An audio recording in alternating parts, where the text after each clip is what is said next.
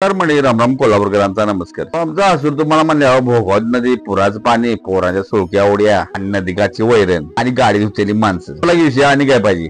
भोगाव नदी जर पाणी आलं तर हसूर तुम्हाला वेगळंच काहीतरी जग सुरू होते. ही पोरं माशाकडून उड्या टनाना मारतात की राव काय पण म्हटलं गावासारखी मजा कशातच नाही हो. अशा पुराया पाण्यात पोहायला कुणाला मिळते हो. अहो गावात आलं तरच मिळणार की. याचा मोठा व्हिडिओ करायचा आहे जरा पाणी वाढल्या मोठा व्हिडिओ करणारच आहे. जरा शॉर्ट व्हिडिओ करूया म्हणालो तर आमची पोरं सुळक्या उड्या कशा मारायला बघा की राव. अहो सुळकी म्हणजे वरनं डायरेक्ट उडी मारायची ती डोसके खाली पाण्यातच. पुराच्या पाण्यात नदीत उड्या मारायला लय मजा येते राव. म्हणजे आंघोळ केल्यासारखी वाटते. काठाला जी गवत येते ना ते पुरात सगळं जाते. 5-10 दिवस राहिले ते वैर मग खराब होते. डायरेक्ट देवळात आलो बघा. अंबाबाई मंदिरचं वातावरण कसं आहे बघा. सकाळी दूध घालून आलेल्या बायका देवाला येणाऱ्या बायका देवळ्या कट्ट्यावर बसणारी म्हातार माणसांचे गप्पा मजेशीर झोप. अहो हसूर आमचं नुसता गाव नाही राव ही तर एक आठवणीत जपलेली भिजलेली कविताच की म्हणा.